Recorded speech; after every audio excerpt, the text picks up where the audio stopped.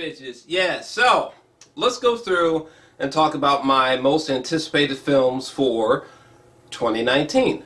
But first, I want to just throw out some honorable mentions. And the first one is going to be Serenity by director Stephen Knight.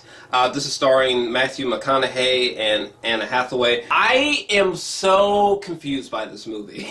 like the trailer, it's almost got like an awesome B movie vibe to it, and like there's just this energy and the execution of it.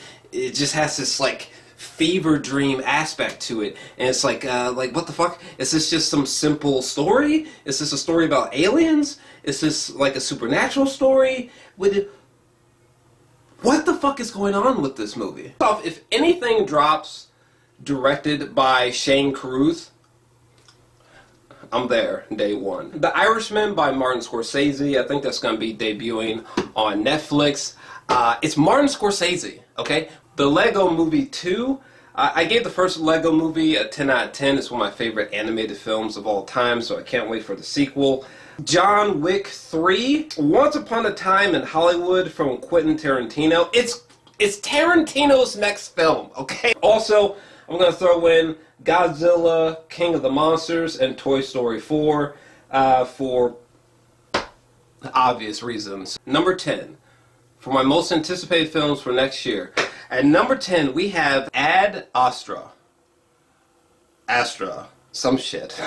Honestly, I don't even give a fuck if this movie is terrible or great, because the plot and the casting is so fucking bonkers. I just need to know what the fuck's going on with this movie. First off, the cinematographer for this film is the same cinematographer that did the photography for Interstellar from Christopher Nolan.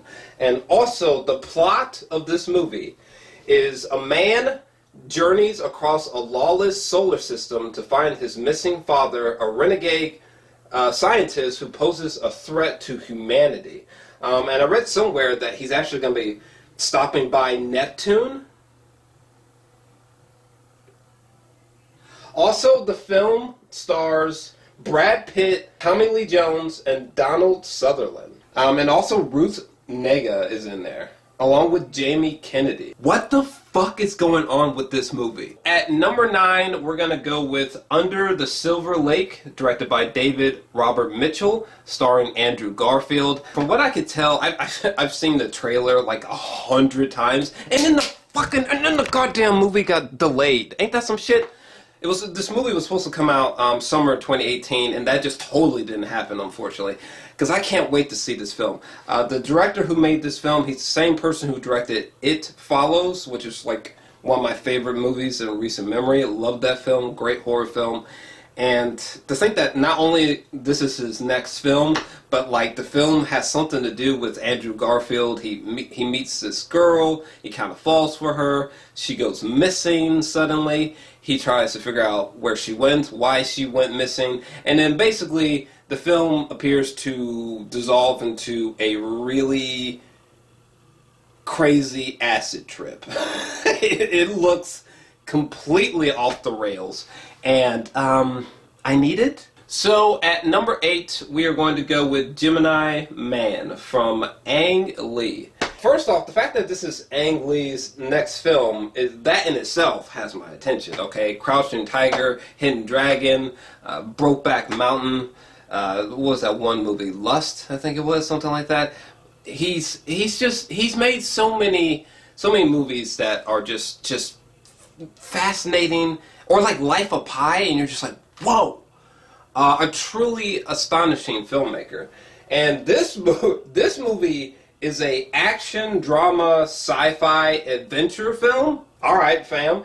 And it stars Will Smith, Mary Elizabeth Winstead, and Clive Owen.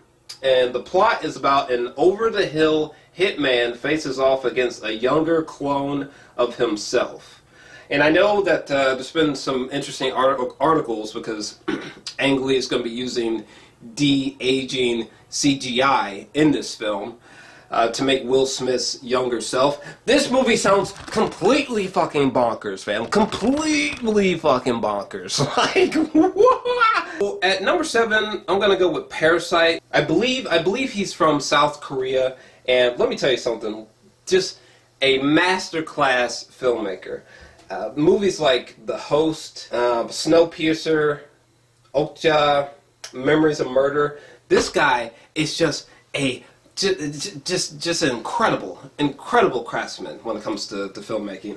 And he's got a new film coming out next year called Parasite, which is about a peculiar tale about two families who are worlds apart, yet somewhat alike, portrays a striking reality of the world we live in. Honestly, this movie could have been about, like, worms crawling down a street. Just give me that movie, bro. So at number 6, I'm gonna go with Us from Jordan Peele.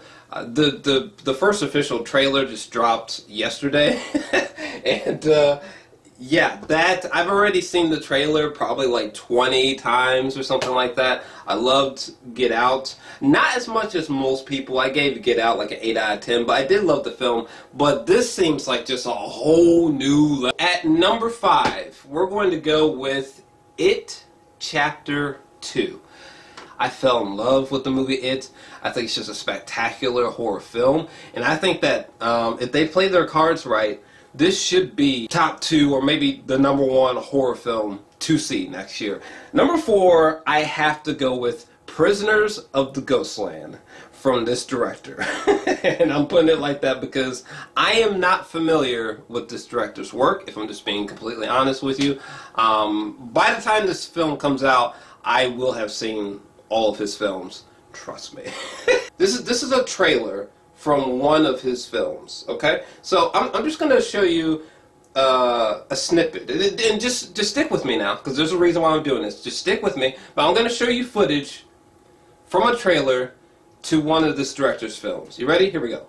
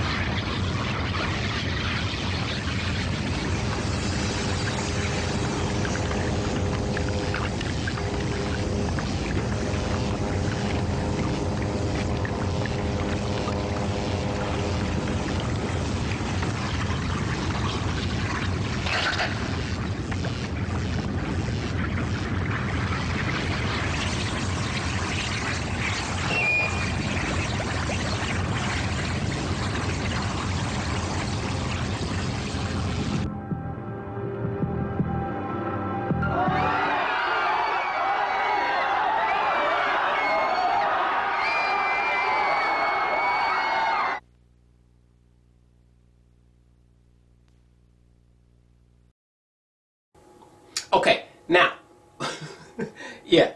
Now, granted, you don't have a full grasp of his filmography, but you have a little taste of what this crazy motherfucker's like, right?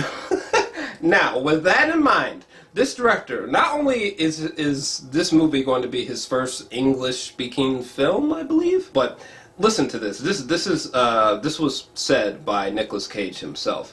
Nicolas Cage said, in regards to Prisoners of the Ghostland, "I'm thrilled about it. It's unlike anything I've ever read before. It might be the wildest movie I've ever made, and that's saying something," Nicolas Cage told the crowd. It's out there. I wear a skin-tight black leather jumpsuit with grenades attached to different body parts, and if I don't rescue the governor's daughter from the state line where they're all ghosts and bring her back, they're gonna blow me up. And he added, "It's just crazy. It's way out there." The film has been described as a supernatural action thriller. This is quite possibly the most perfect follow-up to Mandy that Nicolas Cage could have found. What is this movie, okay? This movie sounds... I just need it, okay? I need this movie. I need it. So, at number 3, we're going to go with M. Night Shyamalan's Glass. Unbreakable came out like... like 18 years ago, and Unbreakable, in my personal opinion, is the best live-action superhero origin story ever created. I mean, is this going to be M. Night Shyamalan's magnum opus? Is this going to be...